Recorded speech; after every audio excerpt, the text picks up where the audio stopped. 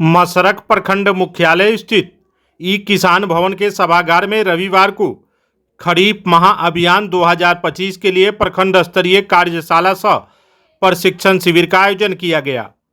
उद्घाटन प्रखंड प्रमुख रवि प्रकाश सिंह मंटू, प्रखंड कृषि पदाधिकारी सुनील कुमार तिवारी, विसूत्री के अध्यक्ष दुर्गेश कुमार गुप्ता, पूर्व मंडल अध्यक्ष बीरबल प्रसाद कुशवाहा ने संयुक्त रूप से दीप प्रज्वलित कर किया। मौके पर भारी संख्या में किसान उपस्थित रहे।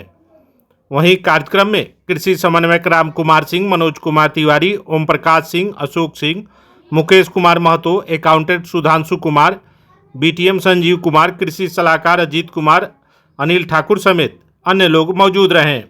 धान की खेती में कर रहे हैं, न्यूनतम धान की खेती का जो कॉस्ट निकाला गया विज्ञान के द्वारा, अगर धान की खेती इकट्ठा करते हैं तो आपका 12 से 14 के बीच में खर्चा है।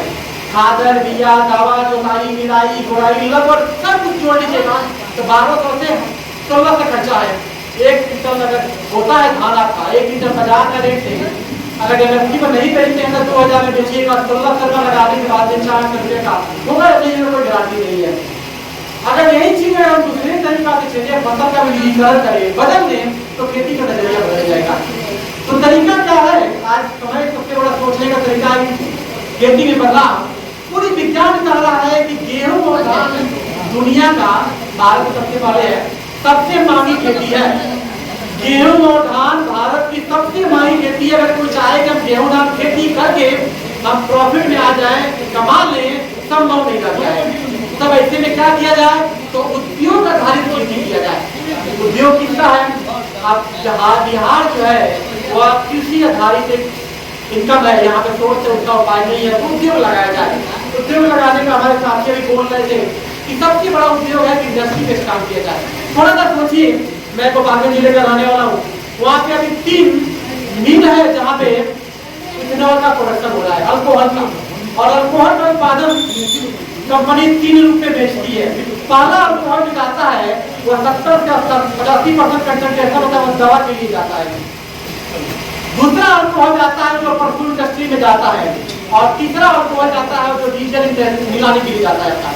अब इतनी महंगाई हो गई है उसके बाद में कि मक्का की खेती और गन्ना की खेती, 4 महीने गन्ना मिलता है, गन्ना का अल्कोहल, और 4 महीने के बाद मक्का की खेती का अल्कोहल। 1 कट्ठा मक्का लगाएंगे तो कम से कम 2 क्विंटल अभी उत्पादन हो रहा है। 2 क्विंटल मक्का जो गेहूं धान का मिलेगा उसके महंगा रेट पे मक्का वाला लेके चले जा रहे हैं। मक्का वाले अभी जितने पोल्ट्री फार्म खोले हैं वो अपना पैसा एडवांस दे देते हैं कि मक्का हमको दीजिए, पोल्ट्री वाले मुर्गी का दाना बनाने के लिए घर से खरीदे जा रहे हैं। आज का रेट में 27 से 2800 रुपया क्विंटल है मक्का, घर से उठाने जा रहे हैं।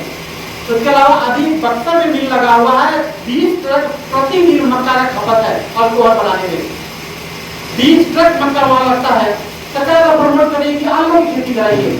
आलू की खेती कम से कम अगर अच्छा बोया जाएगा 5 क्विंटल कट्ठा होगा। 5 क्विंटल काटा अगर आलू रबी में लगा लेते हैं तो तब इतना कम से कम 10 रुपया किलो बेचिएगा तो 5000 का आलू हो गया।